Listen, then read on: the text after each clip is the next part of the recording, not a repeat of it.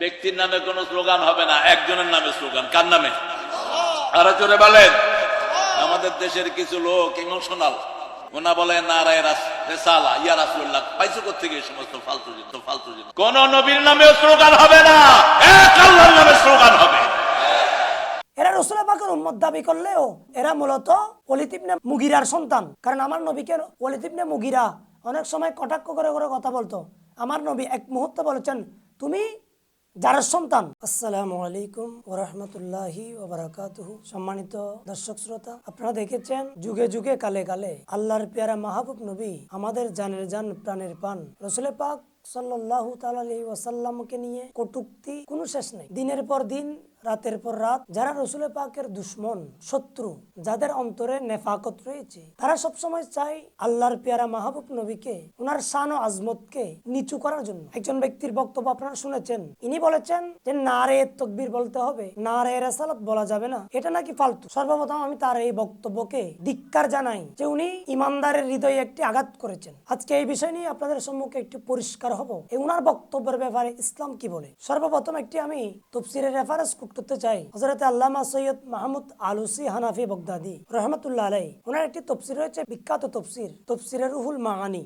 এই তাফসীরের মধ্যে সূরা ইনশিরা ওয়া রাফা'না লাকা যিকরাক আয়াতের তাফসীর করতে গিয়ে আল্লামা মাহমুদ আলুসি হানাফি বাগদাদি একটি হাদিস নকল করেছেন। ইনি বলছেন, আন আবি সাঈদিন আল খুদরি রাদিয়াল্লাহু তাআলা আনিন নবী সাল্লাল্লাহু আলাইহি ওয়াসাল্লাম قال আতানি জিবরাইল আলাইহিস সালাম ফাকালা ইন্না রাব্বাকা ইয়াকুল আতাদরি কাইফা রাফা'তা যিকরাকা কুলতু আল্লাহু তাআলা আলামু। অর্থাৎ ওয়া রাফা'না লাকা যিকরাক মানে ইয়া রাসূলুল্লাহ, আমি আপনার শান, মান, আজমত, শরাফত, কারামত, বুজুর্গিয়ত আমি বুলন্দ করেছি। তখন জিবরাইল রাসূল পাকের কাছে আসলো। তখন প্রশ্ন করা হলো যে ইয়া রাসূলুল্লাহ, আপনার শান ও মানকে কেমনে আল্লাহ তাআলা বুলন্দ করেছেন? কওলা ইযা যুকিরতু যুকিরতা মাই, যে আল্লাহর নাম যেখানে রাসূল পাকের নামে সেখানে। যে রাসূল পাক সাল্লাল্লাহু আলাইহি ওয়াসাল্লামের নাম আল্লাহর নামের সাথেই জিকির। কোরআন শরীফের মধ্যে প্রায় 40 থেকে 42টি আয়াতে কারিমের মধ্যে আল্লাহ তাআলা রাসূল পাকের নাম আল্লাহর নামের সাথে সাথে আল্লাহ পাক সুবহানাহু ওয়া তাআলা কোরআন শরীফে কোট করেছেন। ইসলামের বড় একটি আলামত আজান। আজানের মধ্যে আছে আশহাদু আল্লা ইলাহা ইল্লাল্লাহ। এর পরক্ষণেই আল্লাহ পাক সুবহানাহু ওয়া তাআলা আজানের মধ্যে এই রাসূল পাকের নাম বাদ দেয় নাই, এখানে নাম এনেছেন আশহাদু আন্না মুহাম্মাদুর রাসূলুল্লাহ। যে আল্লাহর নাম যেখানে রাসূল পাকের নামও সেখানে। এই হাদিসে পাকের মধ্যে সেটা বলেছেন, ইযা যুকিরতু যুকিরতা মাই, আল্লাহর নাম যেখানে নেওয়া হবে সেখানে রাসূল পাকের নামও নেওয়া হবে। সুবহানাল্লাহ। তাহলে এখানে স্পষ্ট হলো যে যখন আমরা নারে রিসালাত বলবো, যেখানে আমরা নারে তাকবীর বলবো, আল্লাহু আকবার বলবো, নারে রিসালাত বলবো, ইয়া রাসূলুল্লাহ বলবো, এখানে কোনো আল্লাহর নাম বলার পরে রাসূল পাকের নাম না বলা, এটাকে ফালতু বলা, এটা সম্পূর্ণ রাসূল পাকের শান আর রিসালাতকে তাওহীন করা, এটা স্পষ্ট সরাহাতান কুফরি। এটার কারণে উনি কাফের হয়ে গেছেন, উনি ইমান থেকে ঈমানানিল খারিজ হয়ে গেছেন। দেখুন একটি ফতোয়া আমি আপনাদের সম্মুখে করতে চাই। বিশ্ববিখ্যাত কিতাব তাফসীরে জালালাইন, এই কিতাবের 302 পৃষ্ঠার মধ্যে 10 নম্বর হাদিসের মধ্যে একটি কোট করেছেন, মানিস্তাখাফা বিজানাবিহি সাল্লাল্লাহু তাআলা আলাইহি ওয়াসাল্লাম ফাহুয়া কাফিরুন ওয়া মালউনুন ফিদ দুনিয়া ওয়াল আখিরা। যে ব্যক্তি রাসূল পাকের নামকে ইস্তিখফাফ করবে, কাটো করবে, নিচু করার জন্য কেউ যদি রাসূল পাকের শানে বেয়াদবি করে, সে কাফের, সে মালউন ফিদ দুনিয়া ওয়াল আখিরা, দুনিয়া আখিরাতে সে ব্যক্তি লাঞ্ছিত, মালউন। প্রশ্ন হওয়ার উচিত ছিল এরকম যে নারে তাকবীরের সাথে নারে রিসালাত এটা বলা জায়েজ নাকি না জায়েজ? প্রশ্ন ছিল সেরকম। আল্লাহ সেটা জবাব দিচ্ছেন। দেখুন সূরা নূরের 63 নম্বর আয়াতে কারিমার মধ্যে আল্লাহ পাক বলছেন, লা তাজআলু দুআ আর রাসূলি বাইনাকুম কাদুআই বাদিকুম বাদা, তোমরা একে অপরকে যেভাবে ডাকো সেভাবে তোমরা আমার নবীকে ডাকিও না। অর্থাৎ আমার নবীকে তোমরা নাম ধরে ডাকিও না, যেমন ইয়া মুহাম্মাদু, ইয়া আহমদু, আমাদের নবীর যেটা ইসমে গেরামি, এগুলা ধরে ডাকিও না। তো কি ডাকবো? বিশ্ববিখ্যাত তফসিরে ইবনে আব্বাস, তফসিরে জারির তবরি, তফসিরে জালালাইন, তফসিরে নিসাপুরি, তফসিরে বাইজাবি, তফসিরে হাজেন, তফসিরে মাদারেক, তফসিরে সাফি, তফসিরে রুহুল মাগানি, তফসিরাতে আহমদি, তফসিরে কবির লিল ফকরুর রাজি, অসংখ্য তফসিরের মধ্যে এই আয়াতের তফসিরে যে ওয়ালা তাজআলু দুআ আর রসুলি বাইনাকুম কাদুআই বাদিকুম বাদা, এই আয়াতের তফসিরে সমস্ত মুফাসসির এই কথা তফসির করছেন। কলা আমার আহুম আইয়াদু, আল্লাহ আমাদেরকে এ কথা বলার জন্য আমাদেরকে আদেশ করছেন যে ইয়া রাসূলুল্লাহ, ইয়া হাবিব আল্লাহ, ইয়া নবী আল্লাহ, ইয়া রহমাতাল্লিল আলামিন, এভাবে বলার জন্য আল্লাহ আমাদেরকে এই আয়াতের মধ্যে নির্দেশ দিয়েছেন। সুবহানাল্লাহ। তাহলে অসংখ্য তফসির দ্বারা প্রমাণিত হচ্ছে যে রসুল পাকের নাম ধরে ডাকবে না, ইয়া মোহাম্মদও ডাকবে না, ইয়া আহমদও ডাকবে না, তো কি ডাকবো? আল্লাহ আমাদেরকে শিখিয়ে দিচ্ছেন যে তোমরা একে অপরকে যেভাবে নাম ধরে ডাকো সেভাবে আমার নবীকে ডাকবে না, আমার নবীকে ইয়া রসুলাল্লাহ বলো, ইয়া হাবিব আল্লাহ বলো।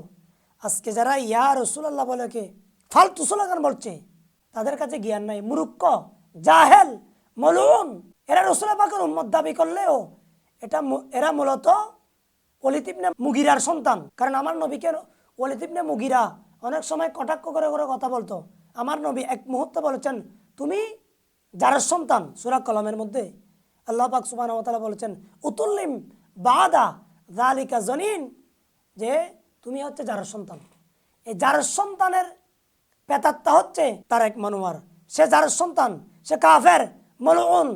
রসুল পাকের শানকে যারা কটাক্ষ করতে চায় তারা স্পষ্ট সরাহাতান কাফের। এই কথা তারা স্পষ্ট প্রমাণিত হয় যে নারায়ে রিসালাত এটা হচ্ছে রসুল পাকের তৌহিদকে এজাহার করা। আমাদের যে ইসলামের কালিমা লা ইলাহা ইল্লাল্লাহ মুহাম্মাদুর রাসূলুল্লাহ, এই দুইটা কালিমার মধ্যে নারে তাকবীর আল্লাহু আকবার, এটা হচ্ছে তৌহিদ। নারে রিসালাত ইয়া রাসূলুল্লাহ, এটা হচ্ছে রেসালাত। কেউ তৌহিদ মানলো রেসালাত মানলো না, সে কাফের। আপনাকে তৌহিদও মানতে হবে, রেসালাতও মানতে হবে, তখন আপনি মুসলমান হবেন। এখন নারে রেসালাত যিনি মানছেন না, যিনি ফালতু বলছেন, তিনি স্পষ্ট ইমানদার ন, ইনি কাফের।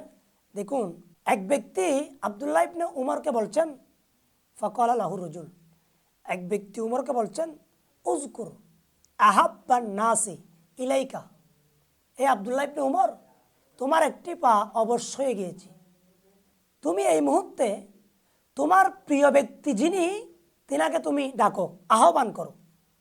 তখন হাদিসে পাকের ইবারত ফাকালা ইয়া মুহাম্মাদু, অর্থাৎ তিনি বলছেন ইয়া রাসূলুল্লাহ, ইয়া হাবিবাল্লাহ, আমাকে সাহায্য করেন, আমাকে রক্ষা করেন। আব্দুল্লাহ ইবনে উমর উনার যখন পা অবশ হয়ে গিয়েছিল তখন রসুল পাক সাল্লাল্লাহু আলাইহি ওয়াসাল্লামকে উনি ডাকছেন ইয়া রাসূলুল্লাহ, ইয়া হাবিবাল্লাহ। তাহলে বুঝলাম ইয়া রাসূলুল্লাহ স্লোগান বলা এটা সাহাবা একরামদের সুন্নত। আরেকটি রেফারেন্স দেখুন, মুসলিম শরীফের হাদিস, যখন রসুল পাক সাল্লাল্লাহু আলাইহি ওয়াসাল্লাম যখন হিজরত করে মদিনা শরীফে যাচ্ছেন, তখন দেখেন রসুল পাককে সবাই ইস্তেকবাল জানিয়েছিল। ফাসাইদার রেজালু ওয়ান নিসা ফাওকাল বুয়ুত ওয়া তাফারাকাল গিলমান ওয়াল খাদামু ফিত তরিক ইনাদুনা। মদিনা শরীফে যখন রসুল পাক হিজরত করে যাচ্ছেন, মদিনা শরীফের সমস্ত নারী পুরুষ সমস্ত সবাই একত্রে রসুল পাক ডাকছে ইয়া রাসূলুল্লাহ, ইয়া হাবিবাল্লাহ, ইয়া রাসূলুল্লাহ, ইয়া হাবিবাল্লাহ বলে বলে স্লোগান দিচ্ছেন। এটা মুসলিম শরীফে 2009 নম্বর হাদিসে পাক। দেখুন আরেকটি হাদিসে পাক, যখন ইয়ামামার যুদ্ধ হচ্ছিল, মুসাইলামাতুল কাজ্জাবের বিরুদ্ধে যখন যুদ্ধ করছিল সিদ্দিক আকবরের জামানায়, তখন খালিদ বিন ওয়ালিদ রাদিয়াল্লাহু তাআলা উনি যখন যুদ্ধের মধ্যে গিয়েছেন, তখন উনি বলছেন যে আমরা আজকে এমন একটি স্লোগান দিব যেটা আমাদের একটা প্রতীক। ওয়ানাদা বিশারিহিম ইয়াউমাইজিন ওয়াকানা শারুহুম ইয়াউমাইজিন ইয়া মুহাম্মাদা ইয়া রাসূলুল্লাহ, ইয়া মুহাম্মাদা ইয়া রাসূলুল্লাহ। এখানে বলা হচ্ছে যে মুসাইলামাতুল কাজ্জাবের সাথে যখন ইয়ামামার যুদ্ধ হচ্ছিল, তখন মুসলমানদের একটা স্লোগানের প্রতীক ছিল। সেই প্রতীকটা কি? ইয়া রাসূলুল্লাহ, ইয়া হাবিবাল্লাহ। ইয়ার মুখের যখন যুদ্ধ হচ্ছিল, তখন সাহাবা ইকরামের একটা স্লোগান ছিল, তখন সেটা ইয়া রাসূলুল্লাহ ছিল। এখানে বলা হচ্ছে যে ইয়ার মুখের যুদ্ধ যখন হচ্ছিল, তখন খালিদ বিন ওয়ালিদ তার পিছনে অসংখ্য যোদ্ধা ছিল, তখন তাদের একটা স্লোগান ছিল যে ইয়া রাসূলুল্লাহ ইয়া হাবিবাল্লাহ, ইয়া রাসূলুল্লাহ ইয়া হাবিবাল্লাহ। দেখুন আরেকটি হাদিসে পাক সহিহ মুসলিম শরীফ, রাসূল পাক সাল্লাল্লাহু আলাইহি ওয়াসাল্লামের কাছে একজন ইহুদি আলেম আসছিল। মুসলিম শরীফ প্রথম খণ্ড 146 নম্বর পৃষ্ঠার মধ্যে বলা হচ্ছে যে ইন্না সৌবানা মাওলা রাসূলুল্লাহ সাল্লাল্লাহু আলাইহি ওয়াসাল্লাম কলা কুনতু কাইমান ইনদা রাসূলুল্লাহ সাল্লাল্লাহু আলাইহি ওয়াসাল্লাম ফাজাআ হাবারুন মিন আখবারিল ইহুদি, যে রসুল পাকের পাশে একজন রসুল পাকের কৃতদাস সৌবান তিনি দাঁড়ানো ছিল। তখন একজন ইহুদি আলেম আসছে, তখন তিনি বললেন ফাকাল আসসালামু আলাইকা ইয়া মুহাম্মাদু, তখন তিনি রসুল পাককে সালাম দিল ইয়া মুহাম্মাদু বলো। তখন ফাদাফাতুহু দাফাআতান, তখন সৌবান বলছেন আমি তাকে ধাক্কা দিয়ে তাকে মাটির মধ্যে নিক্ষেপ করেছি, ফেলে দিয়েছি। তখন তিনি আমাকে জিজ্ঞেস করলো ফাকালা লিমা দাফাতানি, আপনি আমাকে কেন ধাক্কা দিয়েছেন? ফাকুল তো, তখন আমি বললাম যে আলা তাকুল ইয়া রাসূলুল্লাহ, তুমি কেন ইয়া রাসূলুল্লাহ বলো নাই, ইয়া হাবিবাল্লাহ কেন বলো নাই, তুমি কেন ইয়া মুহাম্মাদু বলেছ? অর্থাৎ এ হাদিস দ্বারা প্রমাণিত হয় রসুল পাককে ইয়া মুহাম্মাদু বলা যাবে না, ইয়া আহমদু বলা যাবে না, ইয়া রাসূলুল্লাহ বলা যাবে। তো এটা আমরা সুন্নিরা, আমরা রসুল পাকের উম্মতরা নারে তাকবীর আল্লাহু আকবার, নারে রিসালাত, ইয়া রাসূলুল্লাহ বলে আমরা স্লোগান দিই। সুতরাং আজকে যারা ইয়া রাসূলুল্লাহ বলে যারা স্লোগান দেওয়াকে যারা ফালতু বলে, আমি যেই ফতোয়া আপনাদেরকে সম্মুখে তেলাওয়াত করেছি, মানিস্তাহাফা বিজানাবিহি সাল্লাল্লাহু আলাইহি ওয়াসাল্লাম ফাহুয়া কাফিরুন ওয়া মালউনুন ফিদ দুনিয়া ওয়াল আখিরা। সময়ে সময়ে কালে কালে রসুল পাকের অসংখ্য দুশ্মন আসবে। আমাদের ঘাবড়ানোর কোনো ভয় নাই। আমাদের কাছে রসুলুল্লাহর দেওয়া শরীয়ত আছে, হাদিসে পাক রয়েছে, কোরআনে পাক রয়েছে, এগুলো আমাদেরকে রাহনুমাই করবে। আল্লাহ পাক সুবহানাহু ওয়া তাআলা এরকম বেয়াদব যারা শানে রাসালাতকে তৌহিন করে, সেরকম বেয়াদব থেকে আল্লাহ আমাদেরকে হেফাজত করুক, আমিন। আসসালামু আলাইকুম ওয়া রাহমাতুল্লাহি ওয়া বারাকাতুহু।